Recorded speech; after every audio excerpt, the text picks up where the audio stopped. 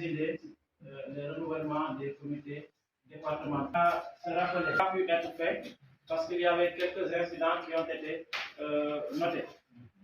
Et ça doit, ce qui s'est passé, puisque le gouvernement doit se tenir. Et nécessairement, il faut qu'il y ait un président et un rapporteur. J'ai tenu à prendre le personnel de neutre, en l'occurrence, M. Légèrement, qui est chef du service départemental de l'action sociale, pour assister et être le rapporteur de cette session. Comme je l'ai dit, étant donné qu'il vient d'arriver, qu'il n'a pas eu idée de ce qui s'est passé ce matin, on va faire un petit rappel rapidement quant à la régularité de certains membres qui devaient être présents ici. Maintenant, sur ce, des réponses ont été apportées de part et d'autre. Avant qu'une décision soit prise quant à la régularité et à la continuité des débats, les délégués envoyés par le niveau national ont boudé et ils sont sortis de la salle. Et pour ça, je pense que ça c'est un avis que je vais donner, même si ça n'a pas laissé sa place. On est aujourd'hui un dimanche.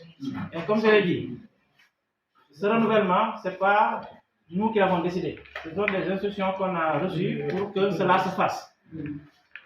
Quand on convoque ou on invite des responsables, quelle que soit par ailleurs l'activité, qu'elle soit importante ou non, mais une invitation officielle, les gens doivent faire preuve non seulement de retenue, mais aussi on doit se comporter en responsable. Quand je dis que les gens doivent se comporter en responsable, quand on est en assemblée, ou quel que soit le lieu par ailleurs, la seule chose qui peut faire en sorte que les choses marchent, c'est qu'il y ait un ordre. Et l'ordre ne dépend pas de l'âge, ne dépend pas de quelque chose, ça dépend juste du respect. Moi, honnêtement, je l'ai dit, peut-être à Manga, je l'ai dit que, en tant que responsable, qu'on nous invite ici, et qu'il y ait certains comportements, moi je considère ça comme un manque de respect. Et le respect, ce n'est pas une question d'âge, c'est pas une question de rien, c'est juste que chacun doit se limiter à ce qu'il doit faire, tout en ne niant pas ce que les autres doivent également faire. Et ici, on est tous là en tant que responsables.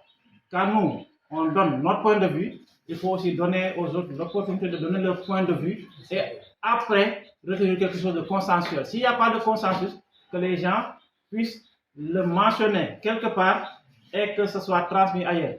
Mais que moi, je considère que bouder une séance, c'est un manque de respect notoire.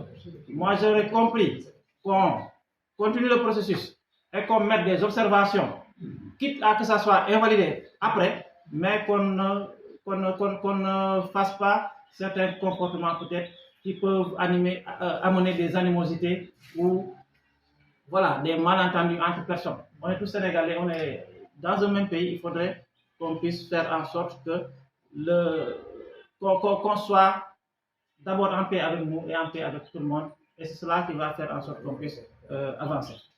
Maintenant, de vérifier d'abord le contrôle des mandats, n'est-ce pas? Voir ceux qui sont présents, ceux qui doivent être là, ceux qui sont absents, qui doivent être là, mais qui sont absents et qui sont absents et qui sont excusés.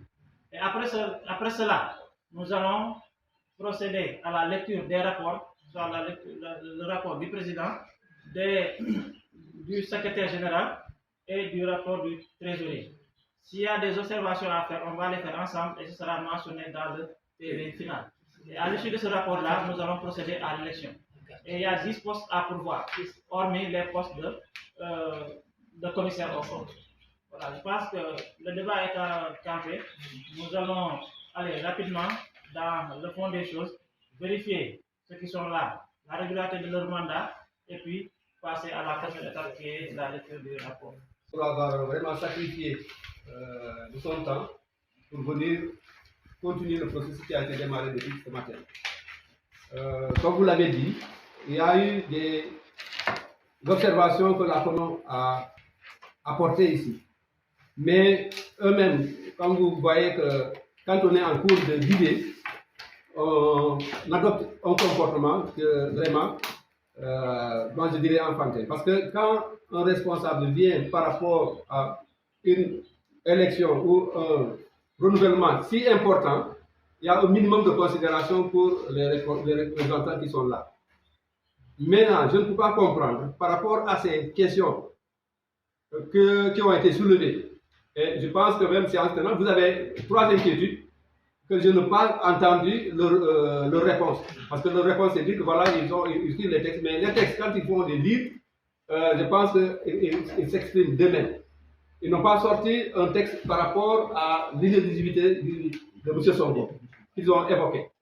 Ils n'ont pas sorti par rapport aux représentants de la commission de renouvellement des sous-comités et comités de base.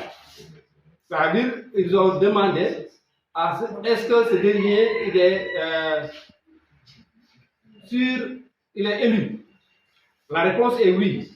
Ils n'ont pas amené le contraire. Seulement, comme je l'ai donné, le secrétaire qui est habilité à garder toutes les pièces administratives du comité est absent. Donc, ce qui fait que nous, localement, on n'a pas pu avoir accès à ces documents pour avoir la preuve concrète. La Commission nationale a les bureaux de tous les comités départementaux, parce que même après le renouvellement, ils partent avec tous les documents. Donc, ce qui veut dire qu'ils ont, si ce n'est pas le cas, ils nous le montrent pour dire, voilà, ce que vous avez dit, ce n'est pas ça. Mais bouder une séance comme ça, moi je dis que c'est un manque de respect pour tout un département. Donc, c'est ce que je pourrais apporter à l'association qui n'a pas été présent par rapport à ce qui s'est passé le matin. Donc, merci beaucoup. Dans le comité départemental de FSA, il y a un secrétaire qui a été choisi. Et qui m'ont aussi accompagné dans l'atteinte des objectifs que je me suis fixés dans la conduite de ces 2 mandats. Je le disais que le comité départemental de la province de Goudomp est noté comme comité départemental en 2008 avec l'érection du département de Goudomp. Et depuis lors, la Croix-Rouge a fonctionné en tant que membre du comité départemental de Goudomp. En 2008, on est revenu départemental, ainsi que la Croix-Rouge sénégalaise a eu un département à Goudomp. Quand je prenais les rênes de ce comité, la Croix-Rouge, pour dire, était entre Kaour et Tchatakonda. Maintenant, depuis mon élection, je me suis fixé comme un des objectifs, l'étendre dans le département, partout où il y a des vies humaines. C'est un objectif que je me suis fixé et grâce à l'accompagnement de ces membres, de mes collaborateurs, on a eu à atteindre, pas à 100%, mais je peux dire à 85%, le comité départemental rayonne dans le département.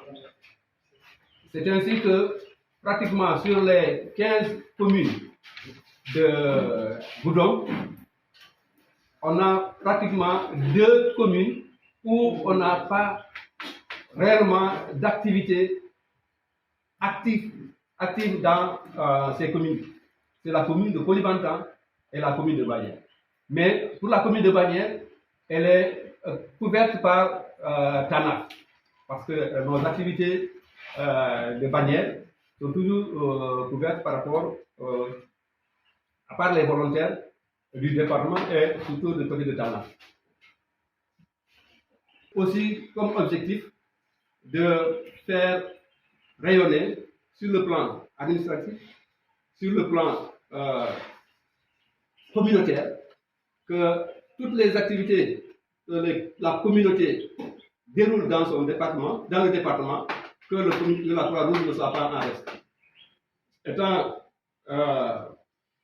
auxiliaire des pouvoirs publics, nous avons voulu aussi nous positionner par rapport au niveau de la carte administrative du département. C'est ainsi que pratiquement, je ne dirais pas tout, mais en tout ce qui concerne les activités du département, la Croix-Rouge est conviée en CLD dans les communes et en CDD dans le département.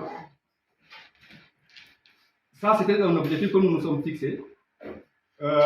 Tout ceci mérite d'être rappelé pour que la nouvelle équipe puisse continuer le travail que nous avons eu à faire.